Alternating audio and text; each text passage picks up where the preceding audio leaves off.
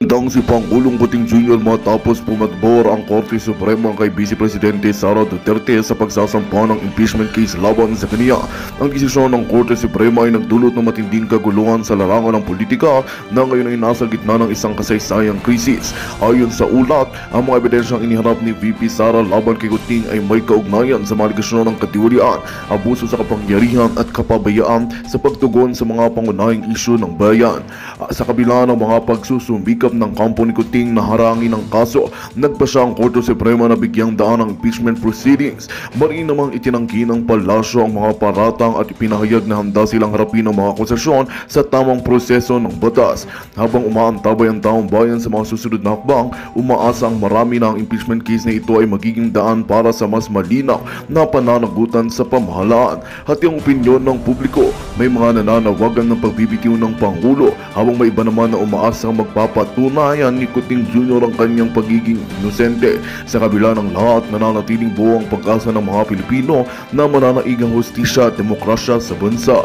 At yan nga ang balitang ating pagkakatutukan. Ngunit bago ang lahat, siguraduhin mag-subscribe at hit ang notification bell para sa patuloy na pagtutok sa mga silip ng bagong balita sa tunay na boses ng masa.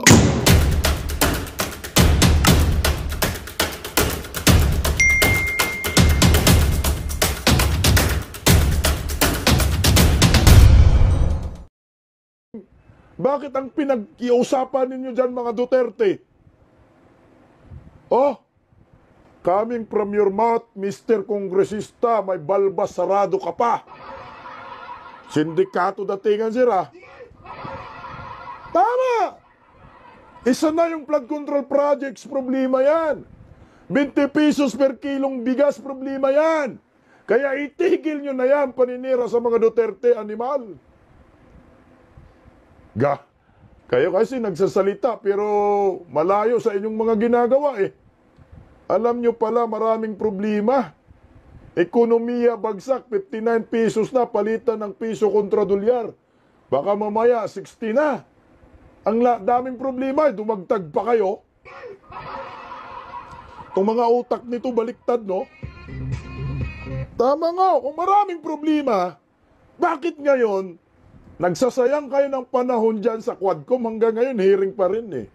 Puro Duterte pinag-iisipan ninyo. Paano na ang tambayan, ekonomiya, isus ko Ginoo. Mga buaya talaga, mga nasa kongreso ngayon, mga walang kwenta. Style, wala daw sasama. Wala naman talagang sasamahan. Dahil wala namang panawagan. Nakikinig lang kayo sa mga bayarang media. Meron bang sinabi si Tatay Digong? Ano bang hamon ni Tatay Digong? Ang hamon lang naman ni Tatay Digong, nakausapin ninyo si Bangag tungkol sa nangyayari sa ating bayan, pero hindi sinabi ni Tatay Digong na magkudita. Ayaw nga, mamaya may ipipli ako na video tungkol dyan. Oh. Which yun ang ginagawa natin ngayon. Wag na silang dumagdag sa problema ng bansa. Ay putang ina! Si Tatay Digong pa yung sinabi, wag nang dumagdag sa problema ng bansa. Kayo ang wag dumagdag sa problema ng bansa, mga buhaya kayo. Wala kayong ginawa. Ano po ang panukala ninyong batas na pakinabangan ng maraming Pilipino? Putang ina, legislatura, no?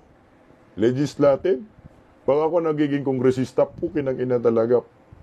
Pagmumukhain ko kayong mga bubo at tanga. Yun na nga eh. Ang dami na akong problema, pati kayo may problema. Ang dami na namin iniisip, dumagdag pa kayo eh. Kayo yung dumagdag, baliktad. Pinoproblema nyo kasi ang mga Duterte. Kung hindi ninyo pinoproblema yan, sana makausad ang Pilipinas, ninyong bagoong Pilipinas.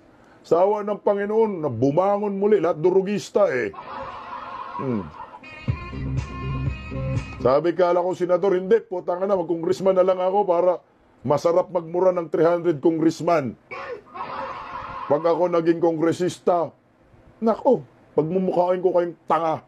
Yung mga nagkukunwari na makabayan, nagkukunwari may ginagawa, mahal sa bayan, huhubarin ko yung mga makapal ninyong balat buhaya.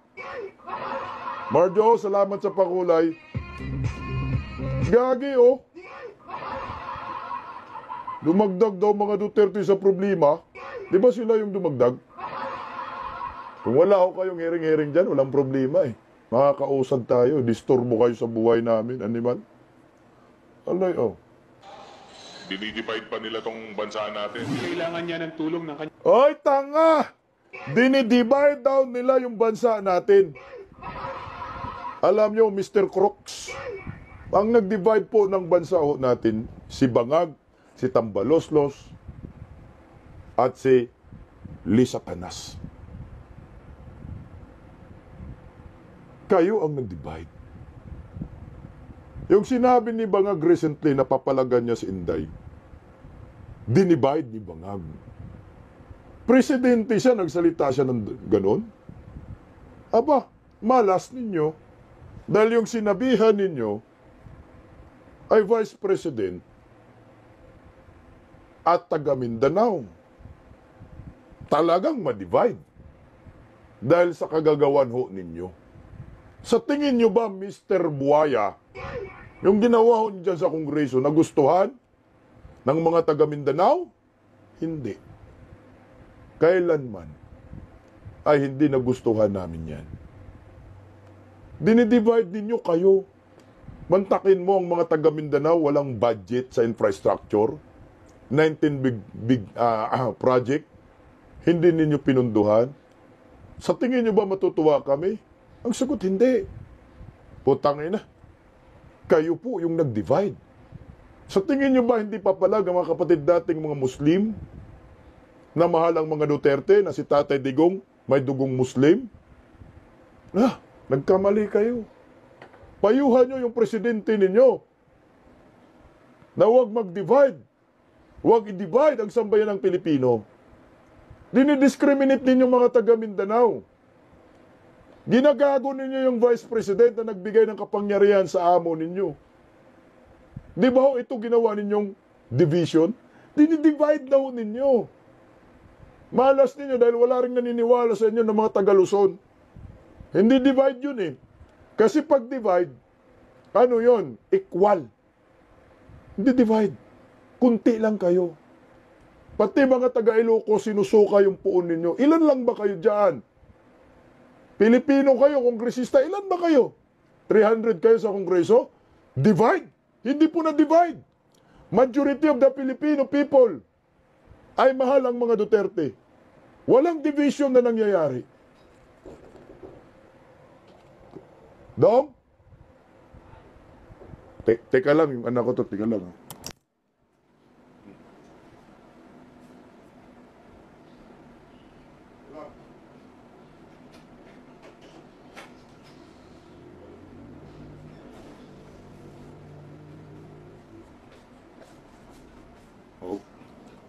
Balik tayo guys, balik tayo.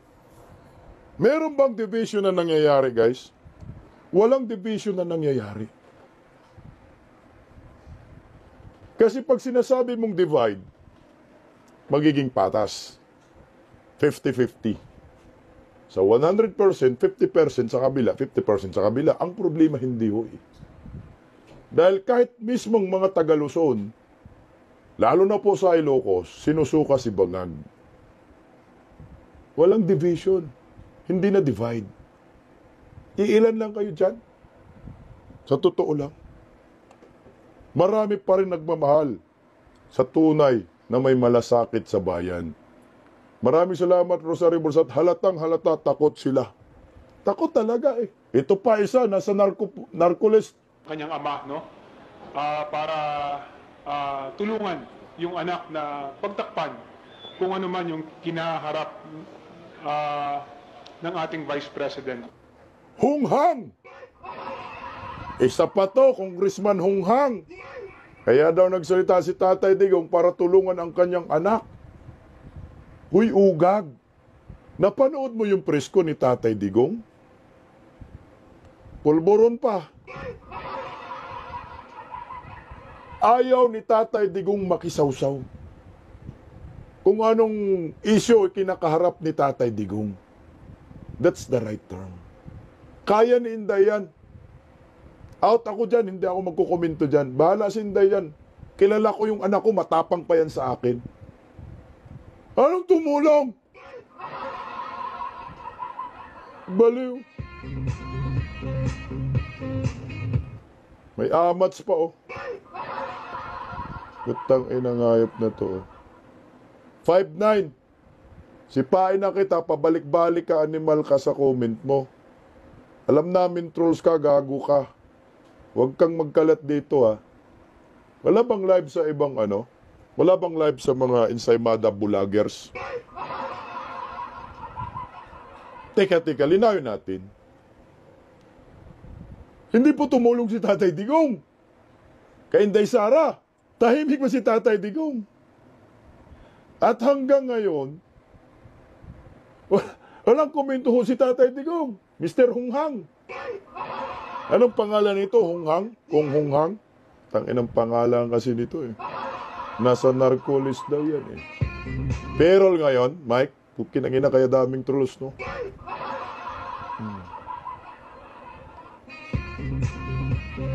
Walang sinabi na ganun si Tatay Digong. For your information, kongresistang tungaw. Ay kayo, magbukod tanga talaga kayo ngayon sa panahong ito kasi merong mga political vloggers na nagre-rebat sa inyo. Wala hong sinabi si Tatay Digong about sa mga issue kay Inday Sara. Hinayaan lang ni Tatay Digong. Ang tanging sinabi ni Tatay Digong, kaya yan Inday, out ako dyan, hindi ako magkukomento dyan. Yan ho ang totoo. O ito, i-rebat muna natin itong mga pautot ng mga ng media. May mga military ba nandito? Alam ko nanonood kayo lagi sa akin, eh. Alam ko, suki ko kayo. Saludo po kami sa mga militaring matitino. Alam ko yung mga military na hindi pa general, may paninindigan ho ang mga yan. Ito po yung totoong sinabi ni Tatay Digong. Wala hong sinabi si Tatay Digong na magkudita kayo. Nataya po ni Tatay Digong ng kudita. Nandito ba kayo? Oh, pa-type 1 kung military kayo. Ito po, putang ina, bakit nawala? Bakit ito yun? Lang guys, ha? Hayop na engkanto tayo, ha? Ba't si Gadon? Animal ang Gadon ka. Ito yun. Oh. Mga militar, ito po yon. Sana ho, huwag kayong magpaloko kay Bersamin, Ngagba Admin, at lalo na po sa mainstream media. Sana himahimayin po ninyo itong sinabi ni Tatay Digong nang mahimasmasan kayo at pag-usapan natin ang katotohanan sa mga military na nandito. Pakinggan natin yung sinasabi ni former President Rodrigo Roa Duterte. Ito. Correct. Yan. Ang tao ngayon wala nang mapuntahan kasi kay July ka. Biro mo, there was an order at a certain point yung the other night, dadalhin siya sa correctional institution. Kung natuloy nalagay siya, saan siya magtakbo? Hindi magagalaw itong Supreme Court kasi separation of powers. Lalo na Malacanang kasi itambalos-los bata niya. So itong tao walang matakbuhan. Yan ang sinabi ko.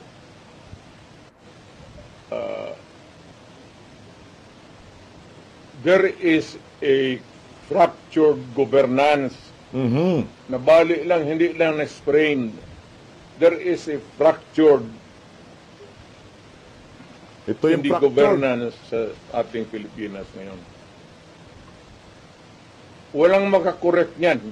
Nobody can correct Marcos. Nobody can correct Romualdez.